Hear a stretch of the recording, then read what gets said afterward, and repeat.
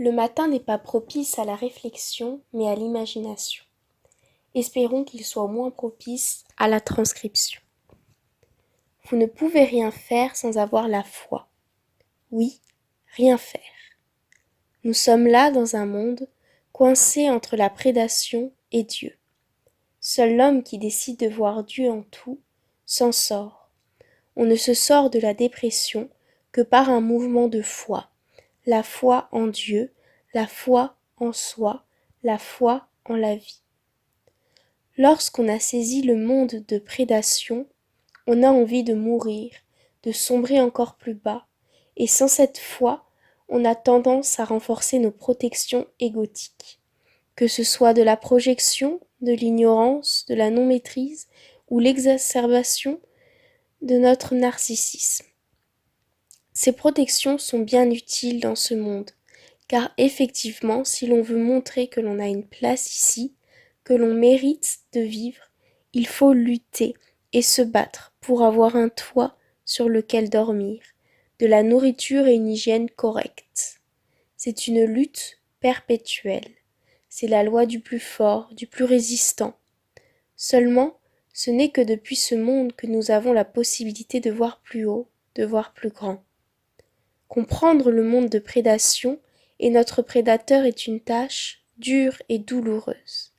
Elle nous plonge dans les abysses, mais lorsque l'on s'aime et que l'on a foi en soi et en Dieu, les choses changent, peut-être rapidement, peut-être progressivement, mais elles changent, et rien fera un retour.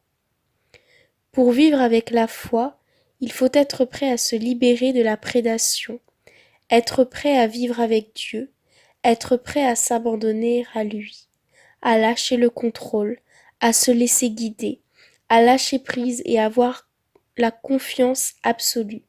Mais ça, peu de gens en sont capables. Moi, je n'en suis pas encore capable. Imaginez-vous abandonner vos croyances et vos certitudes pour pouvoir connaître la paix et la vérité. On a tendance à croire qu'il faut mériter, qu'il faut s'y entraîner, être persévérant. Mais il ne faut pas être persévérant dans une routine de prière et de méditation. Il faut être persévérant dans la confiance que l'on a en Dieu et en la vie. On mérite, par exemple, un diplôme et de la reconnaissance lorsqu'on a fait de grandes études et que l'on s'en sent grandi et plus intelligent. Là oui, on est méritant et c'est pourquoi un diplôme doit se valoir, doit s'obtenir avec fierté et ne doit jamais être dévalué, sinon c'est une forme d'humiliation. N'oubliez pas que rien n'est supérieur à l'homme.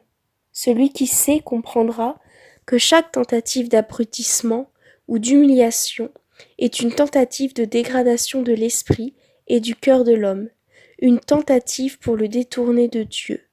L'homme qui sait et qui, en plus à la fois, est invincible. Il se sait puissant et sait que rien ne peut l'atteindre, qu'il s'en remettra toujours et qu'il a la connaissance. Alors, moi je vous dis d'aimer. Aimez tout. Aimez ce qui vous paraît détestable. Aimez vos ennemis. Aimez la prédation.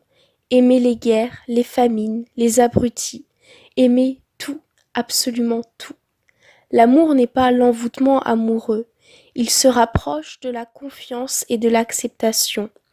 Aimer ne veut pas dire consentir à, ni être d'accord avec.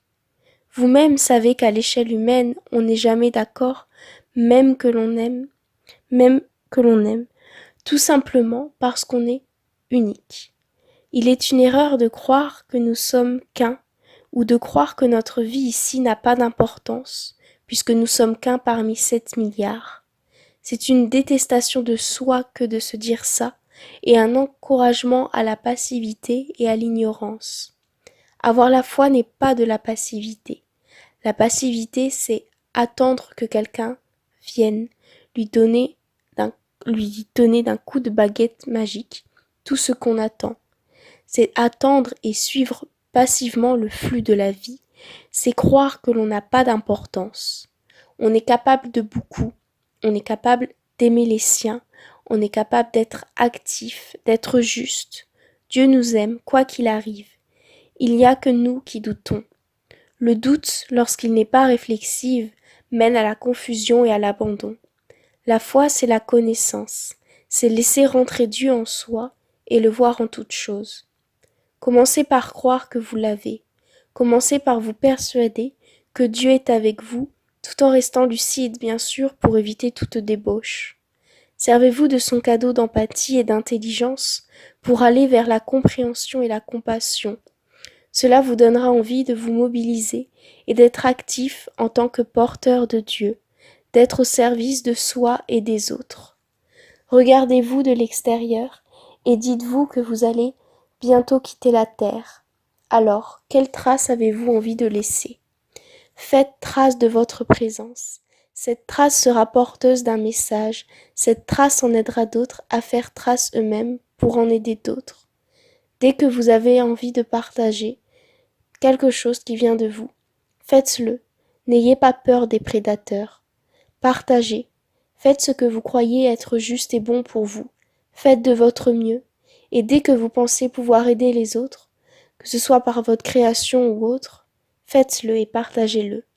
Vous n'avez pas conscience que vos actes et vos pensées ont des conséquences et qu'ils peuvent aussi aider les autres. Votre présence est importante pour vous et pour les autres.